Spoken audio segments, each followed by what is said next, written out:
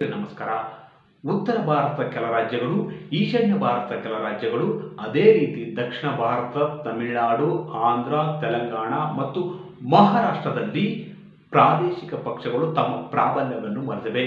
ಹಲವು ಬಾರಿ ಇಲ್ಲಿ ಅಧಿಕಾರ ಹಿಡಿದಂಥ ಈ ಪಕ್ಷಗಳು ನಾಡು, ನುಡಿ, ಭಾಷೆಯ ಹೆಸರಲ್ಲಿ ಅತ್ಯುತ್ತಮವಾದ ಒಂದು ಆಡಳಿತ ನೀಡಿ ಜನಮನ್ನಣೆಯನ್ನು ಗಳಿಸಿವೆ. ಈ ರಾಜ್ಯಗಳಲ್ಲಿ ಬಹುತೇಕ ಪ್ರಾದೇಶಿಕ ಪಕ್ಷಗಳು ರಾಷ್ಟ್ರೀಯ ಪಕ್ಷಗಳಿಗೆ ಒಂದು ಸೆಡ್ಡು ಹೊಡೆದು ನಿಂತಿವೆ. ಆದರೆ ಇಂಥ ಒಂದು ಪ್ರಾದೇಶಿಕ ಪಕ್ಷಗಳ ಪ್ರಾಬಲ್ಯ, ಜನಮನ್ನಣೆ ಮತ್ತು ನೆಲೆಗಟ್ಟು ಕರ್ನಾಟಕಕ್ಕೆ ಮಾತ್ರ ದಕ್ಕಿಲ್ಲ. ಅದೇ ರೀತಿ ಪ್ರಾದೇಶಿಕ ಪಕ್ಷಗಳಿಗೆ ಭದ್ರವಾದ ನೆಲೆಗಟ್ಟು ಕರ್ನಾಟಕದಲ್ಲಿ ಇಲ್ಲವಾಗಿದೆ.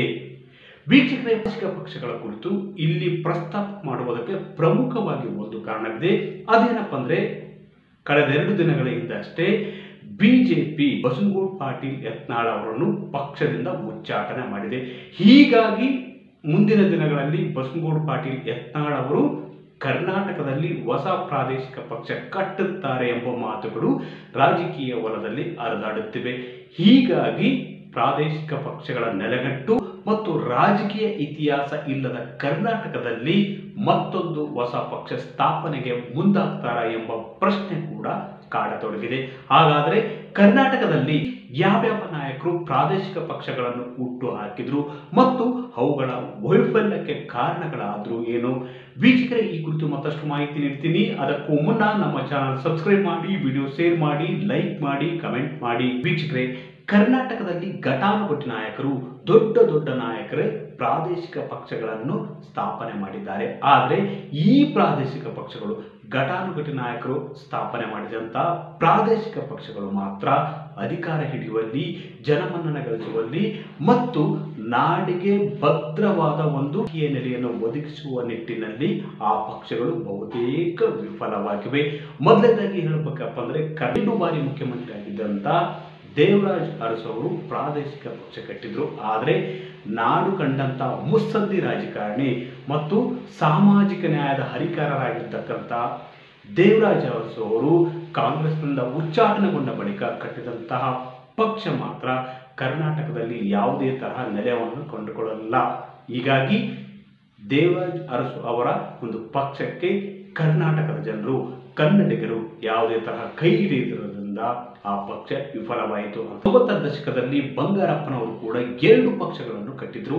ಅಂದ್ರೆ ತಾವಿದ್ದಂಥ ಮಾತೃ ಪಕ್ಷಕ್ಕೆ ಕಾಂಗ್ರೆಸ್ ನಾಯಕರು ನಡೆಸಿಕೊಂಡ ರೀತಿಯಿಂದಾಗಿ ಸ್ವಾಭಿಮಾನದಿಂದ ಸೆಡ್ಡು ಹೊಡೆದಂತ ಬಂಗಾರಪ್ಪನವರು ಕರ್ನಾಟಕ ಕಾಂಗ್ರೆಸ್ ಪಕ್ಷ ಮತ್ತೊಂದು ಪಕ್ಷ ಕೂಡ ಕಟ್ಟಿದ್ರು.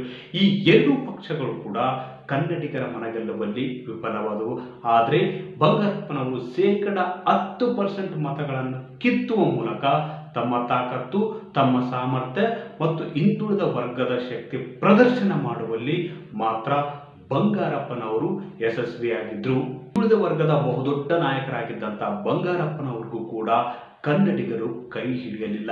ಹೀಗಾಗಿ ಬಂಗಾರಪ್ಪನವರ 2 ಪಕ್ಷಗಳು ಕೂಡ ರಾಷ್ಟ್ರೀಯ ಪಕ್ಷಗಳ ಆರ್ಭಟದಲ್ಲಿ ನೆಲಕಚ್ಚಬೇಕಾಯಿತು.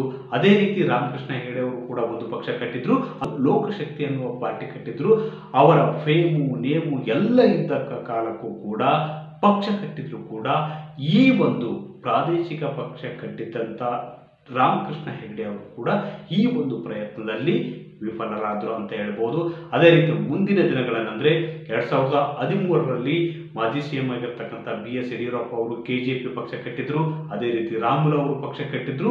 ಆದರೆ ಈ ಯಾವ ನಾಯಕರು, ಈ ಎಲ್ಲಾ ಘಟಾನುಘಟಿ ನಾಯಕರು ಕೂಡ ಪ್ರಾದೇಶಿಕ ಪಕ್ಷವನ್ನು ಕಟ್ಟಿ ಬೆಳೆಸಿ ಮತ್ತು ಅಧಿಕಾರಕ್ಕೆ ತರುವಲ್ಲಿ ವಿಫಲರಾದರು ಅಂತಾನೆ ಹೇಳ್ಬೋದು.